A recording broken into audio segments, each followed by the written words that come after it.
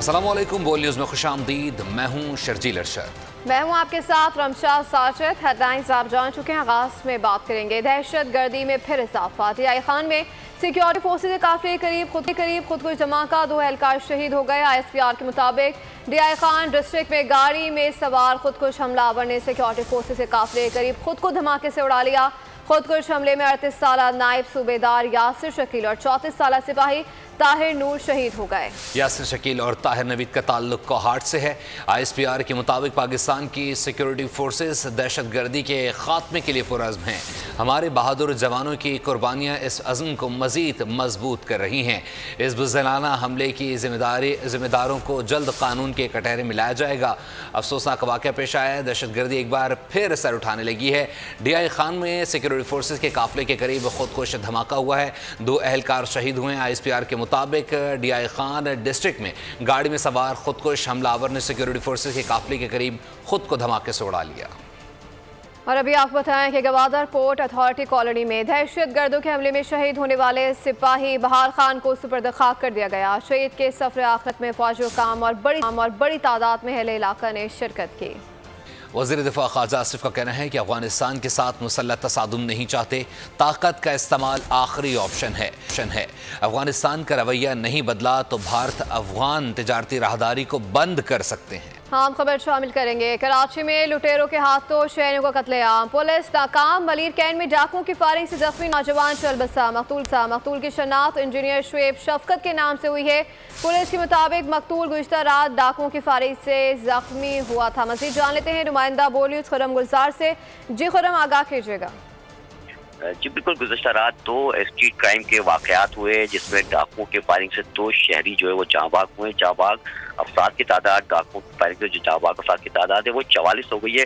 Malir cantt में गुज़श्ता रोज़ एक वाक़या हुआ जिसमें इंजीनियर शुएब डाकुओं की फायरिंग से लूटमार के दौरान मज़ाहमत में जख्मी हुए, जो कि दौरान इलाज अस्पताल में तो दम तोड़ गए। मकतूल इंजीनियर शुएब जो है वो मुकामी टेक्सटाइल मिल में मुलाजमत करते थे और साथ ही नहरिया टाउन के रहायशी थे, जिनका आबाई ताल्लुक मीरपुर खास था, जहाँ जुमे की नमाज के बाद उनकी तदफीन की जाएगी। साथ ही औरंगी टाउन में गुज़श्ता रात एक लूटमार का वाक़या क्रिस्टन मोहल्ले में पेश आया था, जिसमें मकतूल अख्तर मसीह जो कि घर के बाहर बैठे हुए थे, डाकुओं ने मोबाइल फोन छीनने के बाद इनको गोली मारी है। मकतूल मिस्त्री का काम करते थे और 3 बहन भाइयों में तीसरे नंबर पर थे। इस तरह जो वारदातें हैं वो रोज का मामूल बन गई हैं। गुज़श्ता रात एक और वाक़या सोहाग रोड में भी पेश आया था, जो कि 2 डकैत गिरोह के दरमियान फायरिंग से एक 8 साल बच्चा जो कि जख्मी हुआ और फिर दम तोड़ गया। अब मकतूल 8 साल इसरार जो है वो अपने वालिद के पास आया हुआ था कि इस दौरान एक गली में सुराग बोर्ड में डाकू जो डकैत ग्रुप थे वो फायरिंग कर रहे थे और इसकी जद में आके तो वो बच्चा जहां भाग हुआ। इस तरह 3 अफराद जो है वो मजीद ये डाकुओं की लूट मार के दौरान फायरिंग जख्मी हुआ, फिर वो दम तोड़ गए।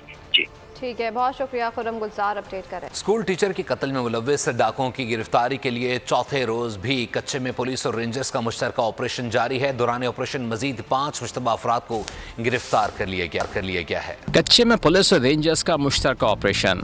स्कूल टीचर के कत्ल में मुलव्विस डाकुओं के गिरद घेरा तंग। थाना नगवानी, जमाल और शब्बीर आबाद की हदूद में रेड ऑपरेशन चौथे रोज भी जारी है। दौरान ऑपरेशन मजीद 5 मुश्तबा अफराद को गिरफ्तार कर लिया गया है। ऑपरेशन में बख्तरबंद गाड़ियों, जदीद मशीनरी समेत जिला भर की भारी नफरी रेंजर्स के जवान हिस्सा ले रहे हैं। ऑपरेशन में डाकुओं के ठिकानों और मोर्चों को आग लगाकर मिसमार कर दिया गया। डाकुओं के हाथों टीचर अल्लाह रखू नंदवानी के कत्ल के बाद स्कूल को ताले लग गए। खौफ से कोई उस्ताद स्कूल आने को तैयार नहीं। मुतासरा स्कूल में 400 तलबा और तालिबात ज़ेर तालीम हैं, लेकिन टीचर ना होने की वजह से बच्चे तालीम से महरूम हैं। रोजान कच्चे में पुलिस का डाकुओं के खिलाफ ऑपरेशन। फायरिंग के तबादले में 1 डाकू हलाक और 2 शदीद जख्मी हो गए। डाकुओं की फायरिंग से एलीट फोर्स का जवान मामूली जख्मी हो गया। पुलिस और डाकुओं के दरमियान वक्फे से फायरिंग जारी है। डाकुओं की कमीनगाहों को घेरे में रखा है। अपडेट करें आपको इस हवाले से। मजीद जानते हैं दानिश मजारी से। जी दानिश, बताइएगा ये क्या मामला है? जी बिल्कुल, रुझान कच्चा में डाकू जो है ना एक बार फिर सरगर्म हो गए हैं कानून नाफिज करने वाले इदारों की जानिब से। और डाकू के माबैन आज सुबह जो है ना शदीद फायरिंग का तबादला हुआ है। कच्चा बम ली है जहाँ पे लोन गैंग के खिलाफ ऑपरेशन पुलिस की जानिब से किया जा रहा था। एक एलीट फोर्स का जवान जो है ना फायरिंग के नतीजे में जख्मी हुए, जबकि पुलिस के मौके के मुताबिक एक डाकू भी मारा गया और मुतअद्दिद डाकू के जख्मी होने की इतलात भी मौसूल हो रही है। गवर्नर की जानिब से खैबर पख्तूनख्वा असम्बली का इजलास बुलाए जाने पर कानूनी जंग का आगाज हो गया। KP हुकूमत ने हुक्म को गैर आईनी करार दे दिया। इजलास बुलाने के मामले पर असम्बली सेक्रेटरीट ने महकमा कानून को खत लिख दिया। दूसरी तरफ अपोजिशन ने इजलास न बुलाने पर हाई कोर्ट जाने का इंदिया दे दिया। इजलास आज से पहर 3 बजे तलब किया गया है। खैबर पख्तूनख्वा असम्बली का इजलास बुलाने पर स्पीकर और गवर्नर आमने सामने। गवर्नर गुलाम अली खान ने सुबह असम्बली का इजलास आज तलब कर रखा है। स्पीकर बाबर सलीम सवाती ने इजलास से मुतालिक महकमा कानून से राय मांग ली। दूसरी जानिब अपोजिशन की जानिब से असम्बली इजलास न बुलाने के मामले पर हाई कोर्ट में रिट दायर किए जाने का इम्कान है। गवर्नर खैबर पख्तूनख्वा हाजी गुलाम अली ने ये इजलास ख़वातीन अक़लियती नशिस्तों पर हल्फ के लिए तलब किया था। पीपल्स पार्टी का खैबर पख्तूनख्वा असम्बली इजलास बुलाने के लिए अदालत से रुजू करने का ऐलान। फैसल करीम कुंडी ने न्यूज़ कॉन्फ्रेंस में कहा कि वज़ीर आला KP का अंदर अलग अंदाज है और बाहर और अंदाज होता है। स्पीकर ने इजलास नहीं बुलाया तो दीगर सूबों में हमसे गिला ना करें। एक सवाल पर उनका कहना था कि गंडापुर के रिश्वत मांगने पर तो फिर ईंटों का ट्रक लाना होगा। आज खैबर पख्तूनख्वा में पूरे पाकिस्तान में जितने भी रिज़र्व सीटें हैं उनके ओथ टेकिंग हो चुके हैं, सिवाय खैबर पख्तूनख्वा असम्बली के। हमने स्पीकर सूबा असम्बली को तमाम अपोजिशन जमातों ने एक रिक्वेस्ट भेजी और वो सेशन कॉल नहीं कर रहे, बल्कि वो अपने आप को एक टाइगर फोर्स का जो है वो नुमाइंदा बनने की कोशिश कर रहे हैं। गवर्नर ने आज इजलास कॉल किया था, स्पीकर से वो की थी, लेकिन उन्होंने आज के इजलास को भी नहीं बुलाया। आज अपोजिशन की जमातें जो हैं वो अदालत से भी रुजू कर रही हैं, हम इलेक्शन कमीशन से भी रुजू करेंगे ताकि खैबर पख्तूनख्वा असम्बली का इजलास बुलाया जाए। मैंने वज़ीर आला खैबर पख्तूनख्वा को देखा है, जब वो बाहर आते हैं तो डायलॉग मारते हैं, जब अंदर जाते हैं तो वज़ीर आज़म के पाँव पड़ जाते हैं। हम ये नहीं चाहते कन्फ्रंटेशन हो, हम चाहते हैं कि सूबे और मरकज़ में अच्छे ताल्लुकात हों। वज़ीर आज़म खुद फॉर्म 47 वाले हैं, उनसे इंतखाबी धांधली पर क्या बात करूं। डोनाल्ड लू सच अगर बोल रहे थे तो साइफर क्या था।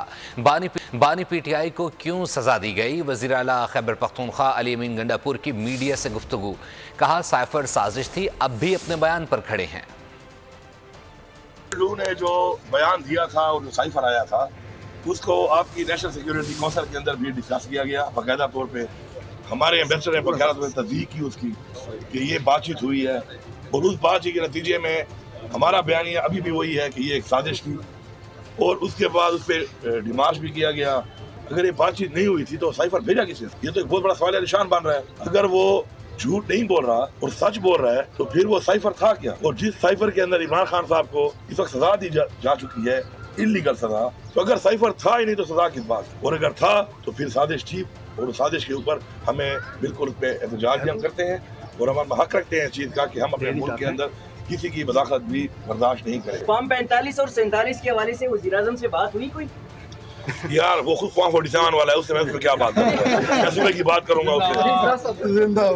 वज़ीर आला खैबर पख्तूनख्वा अली अमीन गंडापुर की तोड़ फोड़ के मुकदमे में जमानत कबल अज गिरफ्तारी की दरख्वास्त मंजूर कर ली गई है। इंसदाद दहशतगर्दी अदालत इस्लामाबाद ने 17 अप्रैल तक अबूरी जमानत मंजूर कर ली है। अली अमीन गंडापुर को 50,000 रुपए की जमानत हिमाचल के जमा करवाने का हुक्म दिया गया है। District and session court Islamabad में वज़ीर आला खैबर पख्तूनख्वा गंडापुर के खिलाफ थाना बनीगारा में दर्ज मुकदमे की समाअत हुई। वकील राजा ज़हुरुल अहसन ने अदालत से रुजू किया कि इलेक्शन मसरूफियात की वजह से अदालत में पेश नहीं हो सके, वारंट मनसूख किए जाए। अली अमीन गंडापुर को आइंदा समाअत के लिए हाजिरी से इस्तिस्ना दिया जाए। दूसरी जानिब लाहौर हाई कोर्ट ने पार्लियामेंट में ताहयात नाअहली की मुद्दत को 5 साल करने के खिलाफ दरख्वास्त खारिज कर दी है। जस्टिस शाहिद बिलाल हसन ने शहरी की दरख्वास्त पर महफूज फैसला सुना दिया। दरख्वास्त में मौक़िफ़ इख्तियार किया गया था कि रूल्स के मुताबिक ताहयात नाअहली के कानून में पार्लियामेंट मखसूस मेंबरान के जरिए तरमीम नहीं कर सकती, कानून को कलअदम करार दिया जाए। वफाकी हुकूमत के वकील ने दरख्वास्त की मुखालफत की। उनका कहना था दरख्वास्त गैर आइनी है। FBI ने टैक्स रेवेन्यू और टैक्स टू GDP की शरह बढ़ाने और मईशत को दस्तावेजी शक्ल देने के हवाले से परचून फरोश ताजरों के लिए टैक्स स्कीम तैयार कर ली है, जिसके तहत 35 लाख ताजरों को बिजली के बिलों के जरिए टैक्स नेट में लाया जाएगा।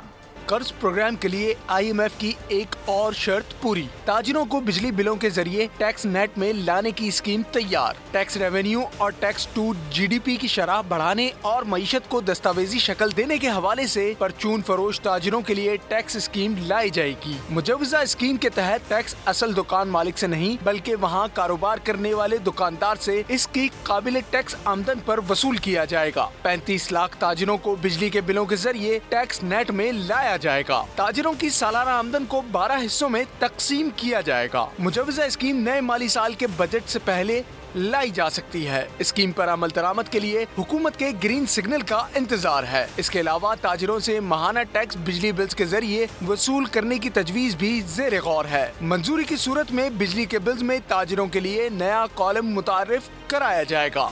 और भी आप बताएं कि बिजली सारिफीन पर 967 अरब रुपए का एक और बोझ डालने की तैयारी जारी है। नेपरा बिजली कंपनियों की दरख्वास्त पर 2 अप्रैल को समाअत करेगा। गैपको की 376 अरब और मैपको की 160 अरब रुपए वसूली की दरख्वास्त पर समाअत हुई। कैस्को सार्फिन से 236 अरब और टेस्को 92 अरब की वसूली की ख्वाह है। पेस्को ने 67 अरब और सेप्को ने 35 अरब वसूली की दरख्वास्त दी है। आपको बताते चलें कि बिजली सार्फिन पर 967 अरब रुपए का एक और बोझ डालने की तैयारी कर ली गई है।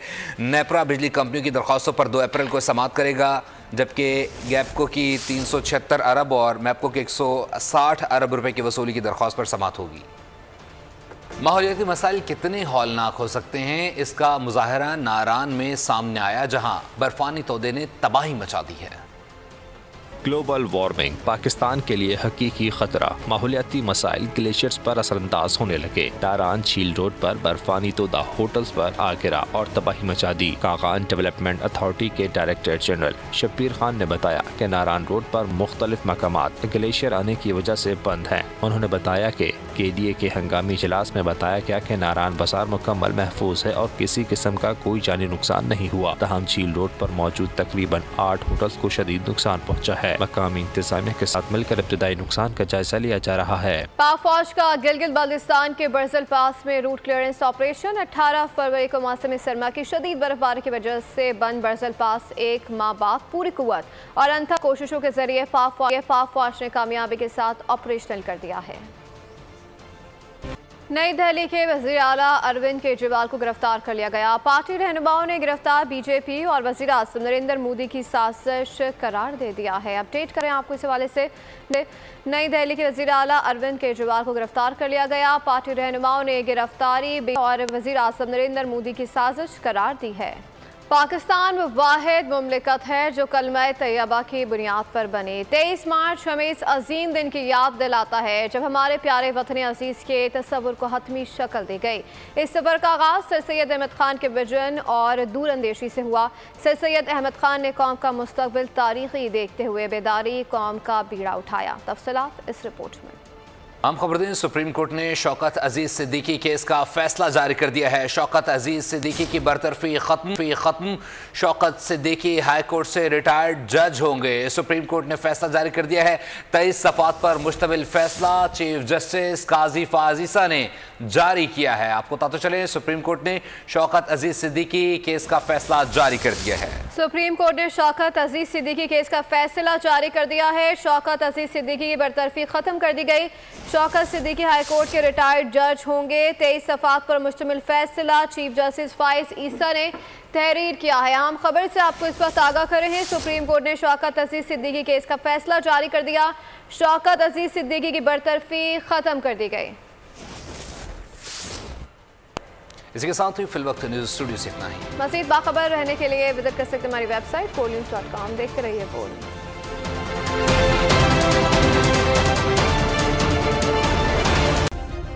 सब्सक्राइब करें और बेल दबाएं ताकि कोई खबर रह न जाए।